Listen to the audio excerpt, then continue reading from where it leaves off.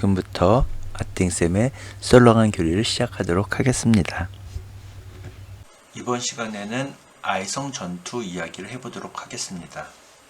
예리코를 점령한 이스라엘군은 예리코보다 훨씬 작은 아이성을 점령하기 위해서 전투를 했지만 아이군에게 패하고 맙니다. 여호수아가 예리코 점령할 때도 정탐꾼을 보냈던 것처럼 아이를 정탐하라고 정탐꾼을 보냈는데, 아이를 정탐한 정탐꾼은 아이는 모든 이스라엘군이 다 가서 공격할 필요도 없이 한 2, 3천 명만 있으면 점령할 수 있다고 이야기합니다. 그래서 이스라엘은 3천 명으로 아이를 공격했는데 아이한테 패하고 말죠. 여호수아는 이스라엘이 아이군한테 패했다는 소식을 듣고 그 근방의 가나안 사람들이 전부 합심해서 이스라엘 공격해서 이스라엘이 멸망하지 않을까 걱정을 했어요. 하지만 이스라엘이 아이한테 패한 것은 완전 봉헌물과 관련해서 아칸이라고 하는 사람이 이 완전 봉헌물에 욕심을 내서 이 완전 봉헌물 중에 일부를 차지했기 때문에 하느님께서 이스라엘을 버리신 거였어요. 하느님께서는 완전 봉헌물에 욕심을 낸 사람을 이스라엘에서 없애버리지 않으면 다시는 이스라엘 백성과 함께하지 않으시겠다고 말씀하셨어요. 그리고 하느님께서는 제비를 뽑아서 그 완전 봉헌물을 욕심낸 자가 누군지 찾으라고 말씀하신 다음에 그 완전 봉헌물에 욕심을 낸 사람과 그 사람에게 딸린 사람들까지 모두 불태워 없애라고 말씀을 하십니다. 이에 여호수아는 완전 봉헌물에 욕심을 내서 이스라엘을 위험에 빠뜨린 완전 봉헌물이 된 이 사람을 제비를 뽑아서 찾게 됩니다. 그래서 제비를 뽑았는데 제비 뽑기 한 결과 12지파 가운데 유다지파가 선택됐고요. 유다지파 가운데 제라시족이 뽑혔고요. 그리고 제라시족 가운데는 잡디라는 사람의 집안이 뽑혔습니다. 그리고 잡디 집안 가운데 잡디의 손자고 키름의 아들인 아칸이라는 사람이 뽑히게 됩니다. 이 아칸이 하느님께서 완전 봉헌물로 바치라고 그런 것에 욕심을 내서 자기가 몰래 숨겨두어서 이스라엘을 위험에 빠뜨리게 되고 자기 자신이 완전 봉헌물이 되게 된 거죠. 아칸은 시나르에서 만든 좋은 겉옷과 은 200세켈, 무게가 50세켈 나가는 금덩어리 하나를 차지해서 자기 천막 안속에 숨겨두었던 거예요. 그래서 하느님께서 진노하셔서 이스라엘을 버리셨고 이스라엘이 아이한테 패하게 된 거죠. 여호수아는 아칸의 고백을 듣고 심부름꾼을 보내서 아칸이 숨긴 것들을 찾아내서 이스라엘 백성이 있는 곳에서 하느님 앞에 펼쳐놓게 됩니다. 그리고 나서 아칸과 아칸의 가족들, 아칸의 식솔들과 그의 가축 등 그에게 딸린 모든 것들을 이끌고 온 이스라엘과 함께 아코르 골짜기로 올라갑니다. 그리고 여호수아는 아칸에게 네가 우리를 불행에 빠뜨렸으니 주님께서 너를 불행에 빠뜨리실 것이다 라고 말을 하게 됩니다. 만약에 아칸이 완전 봉헌물에 욕심을 내지 않았으면 아이성도 쉽게 차지할 수 있었을 거예요. 하지만 아칸이 욕심을 내는 바람에 이스라엘이 큰 위험에 빠지게 된 거죠. 그래서 이스라엘 백성들은 아칸에게 돌을 던져 죽이고 나머지 것들은 불태워 없애고 그 위에 돌을 던져 놓게 됩니다. 이렇게 완전 봉헌물에 욕심을 낸 아칸을 완전 봉헌물로 봉헌하면서 처벌함으로써 아칸의 죄로 인해서 하느님께서 진노하셨던 것이 풀리고 하느님께서는 다시 아이를 이스라엘에 넘겨주시게 됩니다. 그리고 하느님께서는 아이와 그 아이의 임금에게도 예리코와 그 임금에게 했던 것처럼 하라고 말씀을 하십니다. 그리고 나서 하느님께서는 다만 전리품과 가축은 이스라엘 백성이 차지해도 좋다고 말씀을 하십니다. 예리코성에서는 완전 봉헌물로 모두 다 퇴 없애라고 하셨지만 아이성에서는 아이성의 사람들과 임금에게 예리코에서 했던 그대로 하되 전리품과 가축들은 이스라엘 백성이 가져도 좋다고 말씀을 하신 거죠.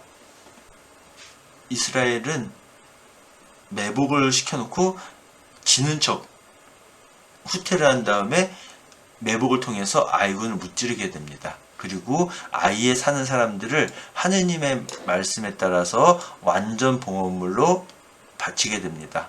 그리고 하느님께서 허락하신 가축과 전리품은 나눠 갖게 되죠. 그리고 사로잡은 아이 임금을 저녁 때까지 나무에 매달아 두었다가 저녁 때 아이 임금의 시체를 나무에서 내려서 성문 어귀에 던지고 그 위에 돌을 쌓아놓게 됩니다. 이스라엘이 큰 예리코성은 쉽게 정복했지만 작은 아이성에서 패한 것은 이 가나안 정복 과정이 이스라엘이 잘나서 이스라엘이 뛰어나서 가나안을 차지할 수 있었던 것이 아니라 하느님께서 이스라엘과 함께 하셨기 때문에 가능하다는 것을 알려주고 있습니다. 즉 만약에 이스라엘에게서 하느님이 떠나시면 이스라엘은 도저히 가나안 땅에 살 수가 없는 거죠. 가나안 정탐을 하고 나서 칼렙과 여호수아만 하느님을 믿고 우리가 찾아합시다라고 했고 나머지는 저희는 가나안 땅에 갔다가 저희는 다 죽어요 라고 말했던 것처럼 실제로 인간적인 관점으로만 보면 가나안 땅을 정복할 수 없어요. 하지만 하느님께서 함께 하시기 때문에 가나안 땅을 이스라엘이 정복할 수 있는 거죠. 그리고 하느님께 잘못했던 악한을 벌함으로써 다시 하느님께서 이스라엘과 함께 하셨고 그렇기 때문에 아이를 이길 수 있었던 거죠. 예, 가톨릭 인터넷 굿뉴스에 가톨릭 사전에 보면 달란트에 대한 설명이 나옵니다. 예, 지금 저희가 사용하고 있는 새 성경에서는 탤런트라고 그러죠. 그런데 옛날 공동번역 성경에서는 달란트라고 했었습니다. 그 설명을 보면은 구약시대의 화폐 단위로 3,003겔에 해당하며 중량은 34.7kg이었다라고 나오죠. 예, 여기에서도 옛날 공동번역 성경 때 사용되는 세겔이라고 나오고 지금은 세켈이라고 사용되고 있죠. 아무튼 그걸 봤었을 때 1탤런트는 3,000세켈이고요. 반대로 말하면 1세켈은 3,000분의 1탤런트가 되겠죠. 그러면은 무게가 34.7kg이었으니까 34.7kg을 3,000으로 나누게 되면 0.001156666 이런 식으로 즉 0.01kg이 조금 넘는 양이 되겠죠. 그러면은 1세켈은 약 10g이 조금 넘는 양이 된다고 볼 수 있겠습니다. 예, 이건 개신교 사람의 글인데요. 성경에 나오는 세켈의 단위는 항상 일정하지 않았다고 합니다. 그래서 시대에 따라서 또는 같은 시대를 할지라도 지역에 따라서 세켈의 무게가 제각각이었다고 합니다. 그래서 뭐 수메르 바빌론 세켈은 8.3에서 8.5g 정도, 이집트 세켈은 11에서 13g, 아수르, 아시리아 세켈은 10g, 바빌로니아 세켈은 8.3에서 8.4g, 그 다음에 요세푸스 예수님 시대에는 13.6g, 아무튼 10g 정도가 1세켈이라고 생각하시면 쉬울 것 같습니다. 예, 앞서 말씀드렸던 것처럼 완전 봉헌물과 관련해서 죄를 지은 사람이 있었죠. 바로 아칸이라고 하는 사람이 완전 봉헌물을 욕심내서 차지했던 거죠. 그래서 하느님께서 이스라엘 자손들에게 그 진노를 터뜨리셔서 아이에게 패하게 된 것입니다. 유다 지파의 제라의 증손이고 잡디의 손자이고 카름의 아들. 예, 그래서 아무것도 모르는 여호수아는 그냥 아이로 사람을 보내면서 올라가서 그 땅을 정탐해봐라 라고 했어요. 그래서 정탐꾼이 돌아와서 백성이 다 올라갈 필요도 없어요. 그냥 2,000명이나 3,000명 정도만 가도 충분히 이길 수 있어요. 못하고 그냥 다 가겠습니까? 그냥 고생시킬 필요 없이 3,000명만 가면 됩니다. 그래서 3,000명쯤 올라갔는데 그 작다고 얕본 아이한테 지게 되죠. 그래서 도망치게 됩니다. 이 소식을 들은 여호수아는 이제 가나안족과 이 땅의 모든 주민이 우리가 아이한테도 졌다는 소식을 들으면 우리를 공격해서 우리를 모두 멸족시키려고 없애버리려고 할 것입니다. 어쩌면 좋습니까? 라고 하나님께 하소연하게 되죠. 하나님께서 여호수아에게 말씀하십니다. 내가 이스라엘을 버린 것이 아니다. 이스라엘이 죄를 지었다. 내가 그들에게 명령한 계약을 어기고 완전 봉헌물을 차지하였으며 도둑질과 거짓말을 하면서까지 그 물건을 자기 기물 가운데 두었다. 그래서 이스라엘 자손들 자신이 완전 봉헌물이 되어버려 원수에게 맞설 수 없게 되고 그 앞에서 등을 돌려 달아났던 것이다. 이제 너희 가운데 완전 봉헌물을 없애지 않으면 내가 다시는 너희와 함께 있지 않겠다. 즉 악한이라고 하는 사람이 완전 봉헌물에 욕심을 내서 자기 자신뿐만 아니라 온 이스라엘을 위험에 빠뜨린 거죠. 그래서 결국 악한 그 자신이 완전 봉헌물이 되어버리게 된 거죠. 자, 그래서 완전 봉헌물을 가지고 있다가 제비 뽑히는 자는 그에게 딸린 모든 이와 더불어 불에 태워야 한다. 그래서 여호수아가 제비 뽑기를 했더니 12지파 가운데 유다지파가 뽑혔고 유다지파 가운데 제라시족이 뽑혔고 그리고 제라시족 가운데는 잡디 집안이 뽑혔고 잡디 집안의 장정들 가운데 제비를 뽑았더니 악한이 뽑히게 된 거죠. 그래서 여호수아가 제비 뽑기로 뽑힌 악한을 너 무슨 잘못했어? 라고 하니까 솔직하게 말을 하죠. 제가 전리품 가운데 시나르에서 만든 좋은 겉옷 한 벌과 은 200세켈 그리고 무게가 50세켈 나가는 금덩어리 하나를 보고 그만 탐을 내어 그것을 차지하였습니다. 그래서 이 말을 들은 여호수아가 심부름꾼을 보내서 그것을 찾아내었죠. 그래서 그것들을 찾아서 꺼내서 이스라엘의 모든 자손이 있는 곳으로 가져가서 하나님 앞에 펼쳐 놓습니다. 그리고 온 이스라엘 백성과 함께 그것을 가지고 아코르 골짜기로 올라가죠. 그리고 여호수아는 악한에게 말합니다. 네가 어찌하여 우리를 불행에 빠뜨렸느냐? 오늘 주님께서 너를 불행에 빠뜨리실 것이다.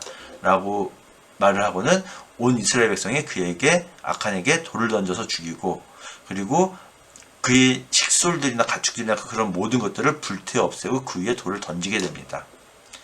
이렇게 완전 봉헌물을 차지해서 자기 자신과 그 식솔들이 완전 봉헌물이 된 악한을 처벌하자 하나님께서 진노를 거두시고 다시 이스라엘과 함께 하시게 됨으로써 이스라엘이 아이를 이길 수 있게 된 거죠. 하나님께서 여호수아에게 말씀하십니다. 이제 내가 아이 임금과 그 백성과 성읍과 그 땅을 네 손에 넘겨주겠다. 너는 아이와 그 임금에게도 예리코와 그 임금에게 했던 것처럼 해야 한다. 근데 달라진 것은 전리품과 가축만은 너희가 차지해도 좋다. 라고 말씀을 하시고 복병도 배치하라고 말씀을 하시죠. 그래서 그렇게 하게 되죠. 여호수아는 너희가 성읍을 장악하거든 그 성읍에 불을 질러라. 하느님 말씀대로 해야 한다. 왜냐하면 하느님 말씀대로 하지 않으면 다시 이스라엘이 벌을 받을 수 있기 때문에 여호수아는 하느님 말씀대로 해라라고 백성들에게 다시 한번 강조하는 것이죠. 여호수아는 매복을 시키라는 하느님 말씀대로 5,000명 정 뽑아서 베텔과 아이 사이에 매복을 시켰어요. 그리고 거짓으로 지는 척, 패배한 척하고 도망을 치게 되죠. 그러자 아이와 베텔에 있는 사람들이 모두 이스라엘 백성들을 뒤쫓아가게 됩니다. 그리고 하나님께서 여호수아에게 내 손에 든 창을 아이 쪽으로 내뻗어라. 내가 저곳을 네 손에 넘겨주겠다. 그래서 여호수아는 자기 손에 든 창을 아이 성 쪽으로 내뻗게 됩니다. 이스라엘은 자기를 쫓아오던 아이의 모든 주민을 광야 벌판에서 다 죽이게 됩니다. 그리고 그 성읍 백성들도 다 칼로 쳐 죽이게 되죠. 여호수아는 아이의 모든 주민을 완전 봉헌물로 바칠 때까지 창을 들고 내뻗은 상태로 손을 거두지 않았습니다. 그리고 하느님께서 허락하신 가축과 전리품은 이스라엘 백성들이 각각 나누어 차지하게 되었죠. 지금까지 들어주셔서 대단히 감사합니다.